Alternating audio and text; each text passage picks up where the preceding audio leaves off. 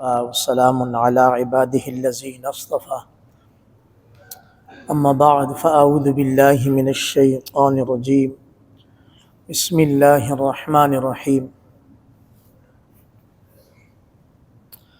يا أيها الذين آمنوا اتقوا الله ولتنظر نفس ما قدمت لغد واتقوا الله إن الله خبير بما تعملون ولا تكونوا كالذين نسوا الله فأنساهم أنفسهم أولئك هم الفاسقون وروي عن النبي صلى الله عليه وسلم أنه قال اغتنم خمسا قبل خمس شبابك قبل هرمك صحتك قبل سقمك وغناك قبل فقرك وفراغك قبل شغلك وحياتك قبل موتك آمنت بالله صدق الله العظيم وصدق رسوله النبي الكريم ونحن على ذلك من الشاهدين والشاكرين والحمد لله رب العالمين۔ معزز سامعین، السلام علیکم ورحمۃ اللہ وبرکاتہ۔ شوق اور محبت سے درود شریف پڑھ لیتے ہیں۔ اللہم صلی علی محمد وعلی آل محمد کما صلیت علی ابراہیم وعلی آل ابراہیم انک حمید مجید۔ اللہم بارک علی محمد وعلی آل محمد کما بارکت علی ابراہیم وعلی آل ابراہیم انک حمید مجید۔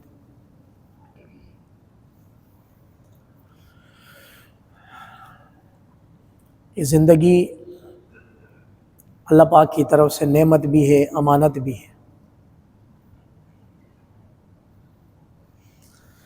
ایک چیز پر دنیا کی تمام انسانیت کا اتفاق ہے، اور وہ ہے موت۔ موت پر تمام انسانیت کا اتفاق ہے کہ ایک دن آ کر رہنی ہے، چاہے وہ اللہ پر ایمان رکھتا ہو نہ رکھتا ہو، سائنس کو، دیگر کسی چیز کو وہ اپنا پیشوا مانتا ہو، موت کو جھٹلا نہیں سکتا۔ چنانچہ ایک تجربہ کیا گیا، ایک ایسا انسان، ایک بیمار انسان، اس کو ایک لیب میں رکھ کے اس کے اوپر مختلف زون کی اس کے اوپر لائٹیں لگائی گئیں، یہ چیک کرنے کے لیے کہ زندگی اور موت کے درمیان فرق کیا ہے۔ اور بڑی ٹیم نے اس کو آبزرو کیا، دو طرح سے، مشینری بھی لگائی، سائنٹسٹ شیشے کے پار اس کو دیکھتے بھی رہے، اور اس کے اوپر کچھ ایسی شعائیں ڈالی گئیں کہ پتہ چل سکے کہ یہ جو مہمان ہے، جو دنیا سے جانے والا ہے، اس کی زندگی اور موت کے درمیان ایسا کیا واقعہ پیش آتا ہے، کیا تبدیلی پیش آتی۔ تو چند گرام کی کمی پیش آئی، میں اگر صحیح طرح مجھے یاد ہو 0.17 گرام، یہ اس طرح کی، گویا روح نے جسم کو جب چھوڑا تو جسم کے وزن میں ایک پاؤ بھی کمی نہیں آئی، ایک چھٹانگ جس کو ہم بولتے ہیں، اور باقی ان کو کچھ نہ پتہ چل سکا کہ یہ زندگی اور موت میں کیا فرق ہے۔ لیکن حضور علیہ السلام کی تعلیمات ہمیں بتاتی ہیں کہ زندگی اور موت میں بہت بڑا فرق ہے۔ میرے معززین، سورج کے اعتبار سے جو سال چل رہا ہے یہ اپنے اختتام پذیر ہونے کو ہے،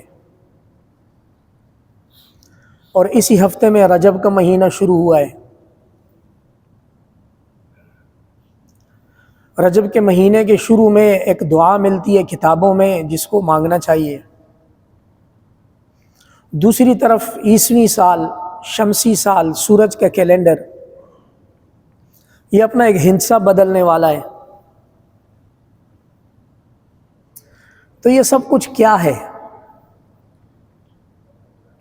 مختلف اوقات کو دیکھا جائے صبح اور شام کو، تو اللہ رب العزت قرآن مجید میں، حالانکہ وہ خالق کائنات ہے، ان کو ایسے الفاظ، ایسی تعبیر اختیار کرنے کی بالکل بھی ضرورت نہیں ہے کہ وہ کسی چیز کی قسم کھائیں، کوئی ضرورت نہیں ہے اللہ پاک، لیکن انسان کو سمجھانے کی خاطر، مجھے اور آپ کو سمجھانے کی خاطر اللہ پاک فرماتے ہیں والفجر، قسم ہے وقت فجر کی، والصبح اذا تنفس، قسم ہے صبح کی جب وہ پھوٹتی ہے، والعصر، قسم ہے عصر کی، والضحى واللیل اذا سجى والنہار اذا تجلى، مختلف آیات۔ اللہ رب العزت ان مختلف اوقات کی قسمیں کھانے کے بعد آگے جو نصیحت بیان فرماتے ہیں، اس میں انسان کی، یعنی میرے اور آپ کی بھلائی ہے۔ اول تو جتنی بھی چیزوں کی قسم کھائی جاتی ہے، وہ چیزیں انسان کی کریشن کے دور چیز ہے۔ انسان نہ صبح بنا سکتا ہے، نہ رات بنا سکتا ہے، نہ عصر بنا سکتا ہے، کچھ نہیں، وہ صرف ٹائم گزار سکتا ہے۔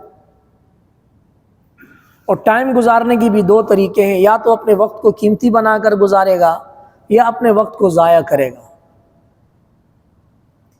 لیکن یہ جو کائنات کے اندر صبح اور شام پیدا ہونے والی تبدیلیاں ہیں، یہ انسان کو انڈیکیٹ کرتی ہیں کہ اے بندہ خدا، تو نے یہ جہاں چھوڑ کر کہیں اور جانا ہے، طوعا او کرہا، چاہے خوشی کے ساتھ یا چاہے ناپسندیدگی کے ساتھ، یہاں سے کوچ کر جانا ہے۔ اور یہ جو زمین کے اوپر کے لمحات ہیں، اف میرے اللہ، یہ کتنے قیمتی لمحات ہیں، یہ کسی قبر میں جانے والے سے پوچھیں۔ پارہ نمبر 18 سورہ مومنون، قال رب ارجعون، اے میرے رب مجھے واپس بھیج دے دنیا میں۔ مردہ، میت کیا مانگے گا اللہ سے؟ یا اللہ مجھے واپس بھیج دے، یہاں یہ 6 فٹ اوپر بھیج دے واپس۔ اللہ، حالانکہ وہ عالم برزخ ہے، وہاں سے واپسی نہیں ہے، وہاں سے آگے یوم یبعثون، ایسا عالم برزخ کہ قیامت کی صبح تک اب وہ معاملہ رہے گا جو قبر کے اندر ہے۔ من مات فقد قامت قیامتہ، جو مرا اس کے مرتے ساتھ ہی اس کی قیامت کا کام شروع ہو گیا۔ لعلی اعمل صالحا، یا اللہ مجھے واپس بھیج دیجئے، میں یقین دلاتا ہوں میں واپس جا کر نیک کام کروں گا۔ قرآن کمال کرتا ہے، قرآن ایسے نیچے ڈیپتھ میں جا کر اندر کی حقیقت باہر لا کے سامنے کر کے چھوڑ دے، پڑھو اس کو، پھر آپ کی مرضی، اس کے آنکھیں چرائیں یا اس پر عمل کریں۔ قرآن کا قیامت کی صبح تک معجزہ یہ ہے کہ یہ ایسی باتوں کی خبر دیتا ہے کہ جو انسان کی دلوں کے اندر کی تہوں میں چھپی ہوتی۔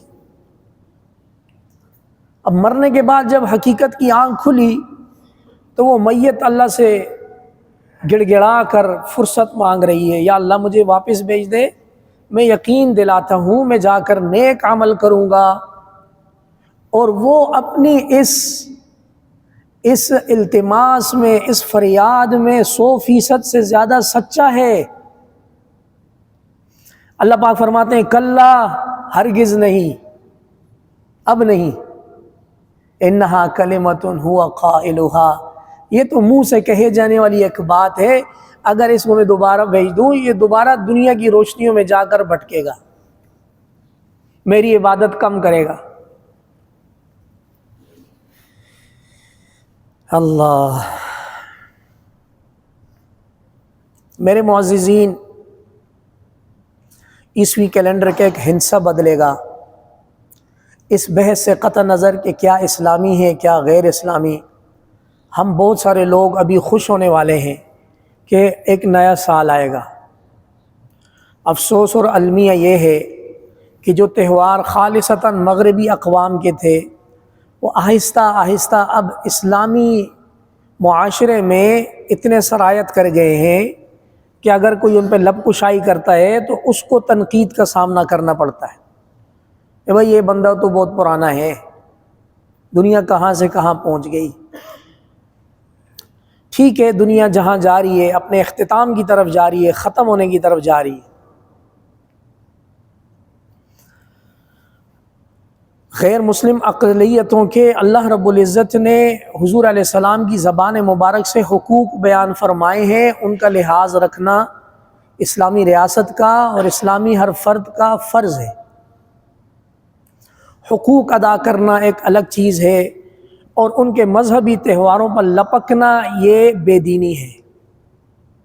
بات یاد رکھیں، حقوق ادا کرنا ڈیوٹی ہے، فرض ہے کہ اسلامی معاشرے میں کسی بھی مذہب کا بندہ ہو اس کے بطور انسان ہونے کے حقوق ادا ہونے چاہیے، حق ادا ہونا چاہیے۔ تہوار منانا اس کی اجازت نہیں ہے، لیکن ہمارا المیہ یہ ہے کہ ہم دوسرے کے رنگوں میں رنگے چلے جا رہے ہیں۔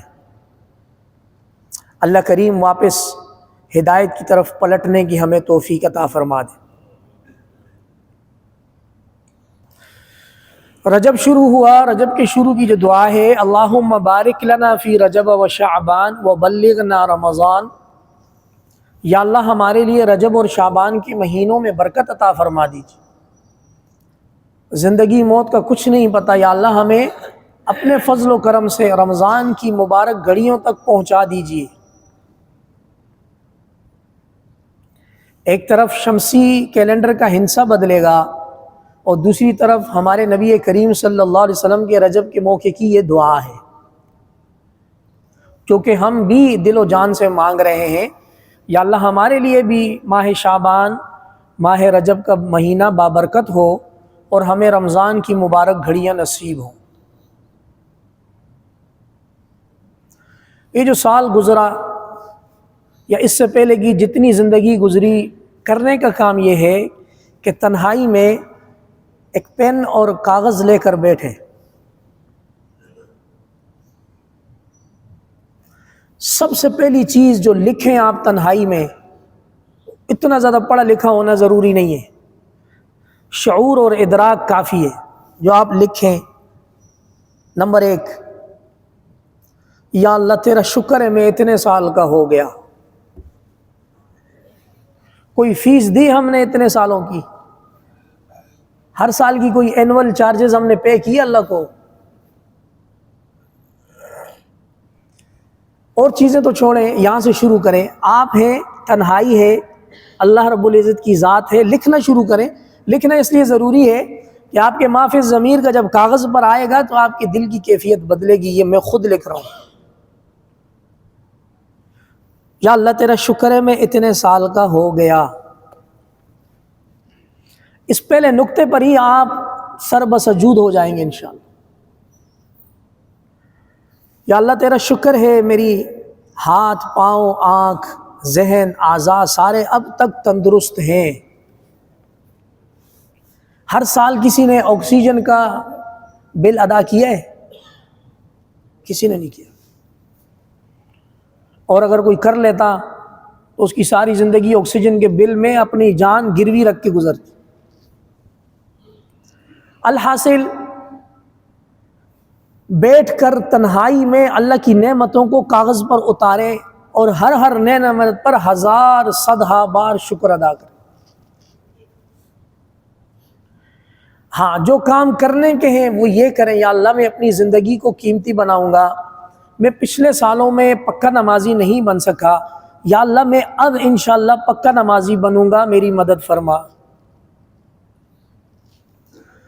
پچھلے سالوں میں یا اللہ مجھ سے گناہ ہوتے رہے، میں اب انشاءاللہ گناہوں سے توبہ کرتا ہوں، یا اللہ اس توبہ پر میری مدد فرما اور مجھے نیکی کے کاموں میں یا اللہ استعمال فرما۔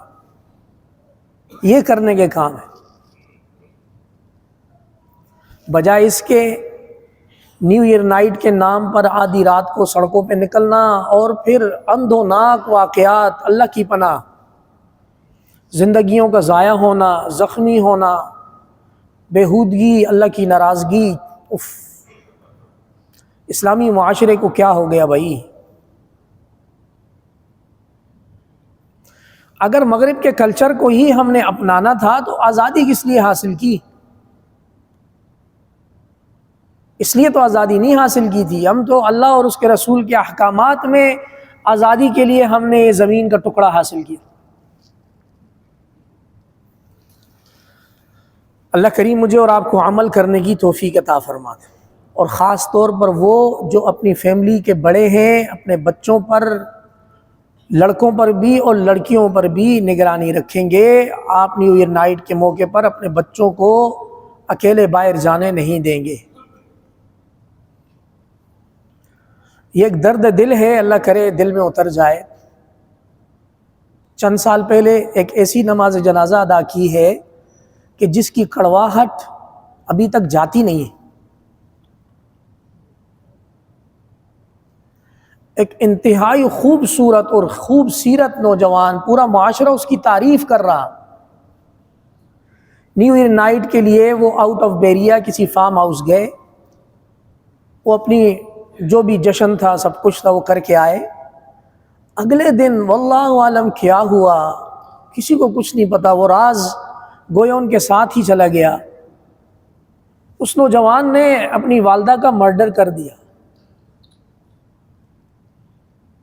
1 جنوری، اور ایک ہی دن پھر بعد میں پولیس آئی، اس نے اس کو قابو کرنے کی کوشش کی، وہ لڑکا قابو نہیں آیا، پولیس نے اس کو انکاؤنٹر کر دیا۔ 2 ڈیڈ باڈیاں، 2 میتیں جب ہمارے پاس یہاں مسجد عاشق میں نماز جنازہ کے لیے آئی، ہماری ہمت نہیں تھی نماز جنازہ پڑھنے کی۔ تو ایک عبرتناک واقعہ ہے، اللہ کریم آزمائشوں سے سب کو محفوظ رکھیں۔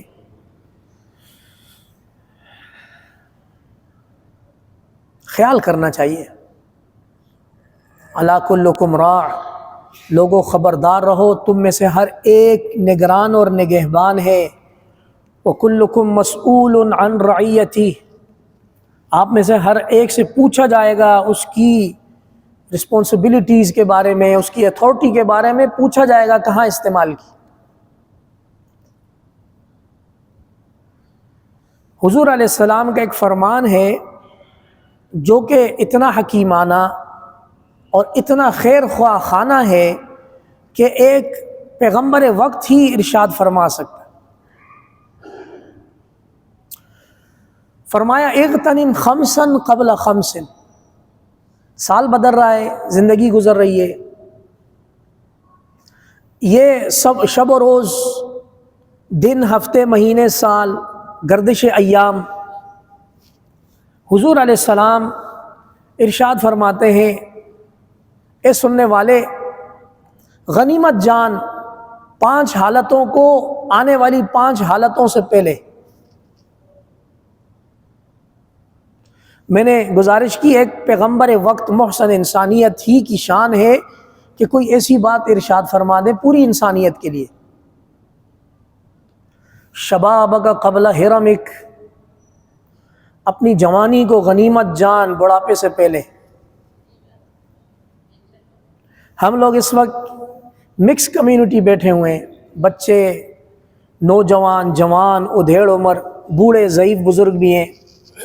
نماز کے بعد کسی ضعیف بندے سے الگ میں پوچھیں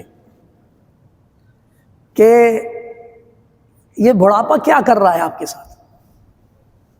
میں مزید آگے نہیں جاؤں گا، مجھے معلوم ہے یہ زخم بڑے گہرے ہیں۔ اسی طرح کسی بوڑھے سے کسی نے کہا کہ آپ کی کیا خواہش ہے؟ اس نے کہا الا لیت الشباب یعود یوما فاخبرہ ما فعل بی المشیب، ہائے رے کاش میری جوانی ایک دفعہ لوٹ آئے، میں اس کو خبر دوں کہ اس بڑھاپے نے میرے ساتھ کیا کیا کیا۔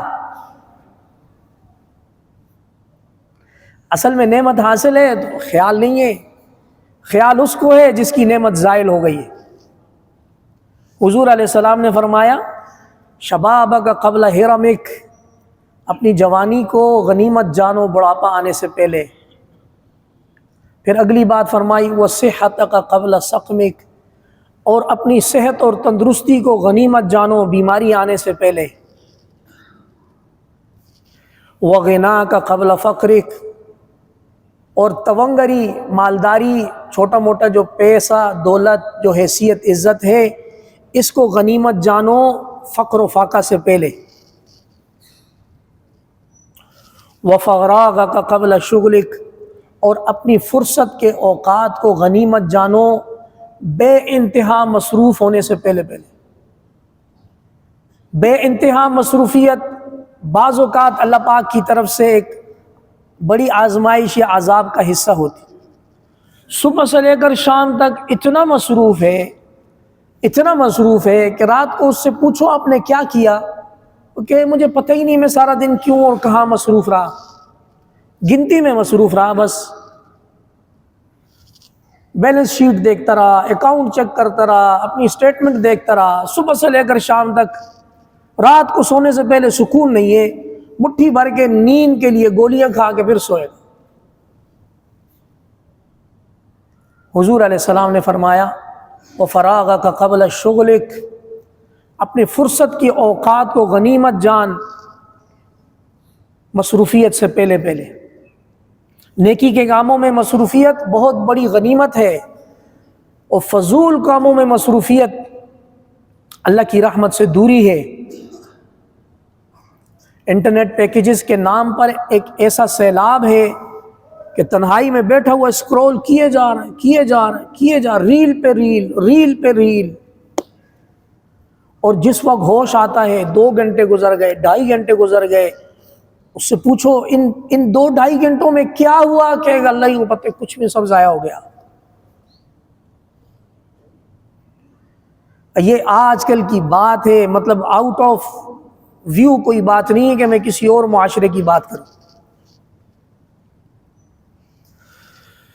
اس لیے میں نے گزارش کی تھی کہ سونے سے پہلے اپنے موبائل کو اپنے بیڈ کے قریب نہ لائیں، سامنے کسی صوفے پر کرسی پہ بیٹھ کے اپنی اس ایڈکشن کو ختم کریں 5-10 منٹ میں، اگرچہ یہ بھی ضائع ہے، لیکن کر کے اس کو دور رکھ کے پھر بستر پر آئیں، تب آپ سو سکیں گے، تب آپ کو تہجد ملے گی، فجر ملے گی، ورنہ نہیں ملے گی۔ اللہ کریم مجھے اور آپ کو عمل کرنے کی توفیق عطا فرما دے۔ آخری بات جو حضور علیہ السلام نے فرمائی وحیاتک قبل موتک، اپنی زندگی کو غنیمت جان موت سے پہلے۔ کیسی باتیں ارشاد فرمائی ہیں حضور علیہ السلام نے۔ ایک انسان من حیث الانسان یہ نہیں کہہ سکتا، ایک نبی اور محسن انسانیت ہی یہ نصیحت پر مبنی باتیں ارشاد فرما سکتا۔ خلاصہ سنیں گے دوبارہ، اپنی جوانی کو بڑھاپے سے پہلے غنیمت جانو، اپنی صحت کو بیماری سے پہلے غنیمت جانو، اور اپنی مالداری کو فقر و فاقہ سے پہلے غنیمت جانو، اور اس کے ساتھ ساتھ چوتھی چیز مجھے بھی یاد کرنی پڑ رہی ہے،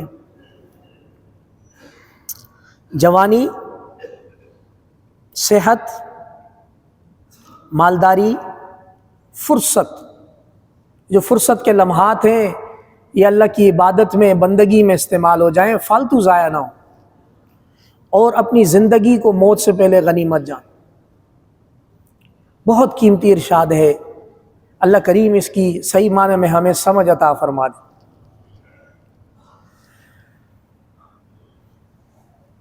در جوانی توبہ کردن شیوہ پیغمبری، بہت ہی قیمتی شعر ہے فارسی کا۔ یہ جو ہمیں اپنے نفس کی طرف سے یا شیطان کی طرف سے بہکاوا ہے کہ ابھی تھوڑی مستی کر دے، مولوی صاحب تمہیں وقت سے پہلے نیک بنا رہا ہے، خود تو نیک ہو گیا، ممبر کی ذمہ داری آ گئی، اگر ممبر نہ ہوتا تو یہ بھی جنٹل مین ہوتا۔ ابھی مستی کر لو بھائی، انشاءاللہ حج عمرہ کرنے جائے گا تیرا بھائی، وہاں سے داڑھی بھی رکھے گا، نیک ہو کے آئے گا۔ یہ ایک ایسا دھوکہ ہے، اللہ کی پناہ۔ کتنے ہی لوگ رات کو اس نیت سے سوئے کہ صبح اٹھ کے توبہ کریں گے، اگلی صبح ان کے جنازے کو قبرستان لے جایا گیا ہے۔ تو یہ بڑی بڑی امیدیں کہ ابھی مستی میں جو ٹائم، مستی کا لفظ میں اس لیے استعمال کر رہا ہوں کہ سمجھنے میں آسان ہے، غفلت آپ اس کو کہہ سکتے ہیں، اللہ سے دوری کا جو وقت ہے۔ بعض اوقات انسان نے سمجھتا ہے کہ ابھی اگر میں سنجیدہ ہو کے نیکی کی طرف آ گیا تو یہ ساری رونقیں دنیا سے میرے سے مس ہو جائیں گی۔ اسی کو شاعر کہتا ہے، در جوانی توبہ کردن شیوہ پیغمبری، این جوانی کی حالت میں توبہ تائب ہونا، اللہ سے تعلق جوڑنا، یہ پیغمبرانہ صفت ہے۔ اگلا جملہ بہت ہی قیمتی ہے، وقت پیری گرگ ظالم می شود پرہیزگار۔ بڑھاپے میں تو ظالم بھیڑیے بھی آ کر وہ بھی تقویدار پرہیزگار بننے کی کوشش کرتا ہے، کیونکہ اب اس کے دانت، اس کے پنجے چیر پھاڑنے کے، شکار کرنے کے قابل نہیں رہے، وہ بھی راستے کے ساتھ بیٹھ کر شریف ہونے کا اظہار کرتا ہے۔ تو در جوانی توبہ کردن شیوائے، این جوانی طاقت، رتبہ، منصب، ہر نعمت حاصل ہوتے وقت اپنے تعلق کو اللہ سے جوڑنا، یہ پیغمبرانہ صفت ہے۔ اللہ کریم مجھے اور آپ کو عمل کی توفیق عطا فرما دے، زندگی کے جو لمحات ضائع ہوئے اللہ معاف فرما دے، جو نمازیں، جو حقوق اللہ، حقوق العباد ہم سے رہ گئے، اللہ ان کی تلافی کرنے کی توفیق عطا فرما دے۔ آئندہ کے لیے اپنی زندگی کو اللہ اپنی خالص بندگی میں استعمال کرنے کی مجھے اور آپ کو توفیق عطا فرما دے۔ وآخر دعوانا الحمدللہ رب العالمین۔ سنت ادا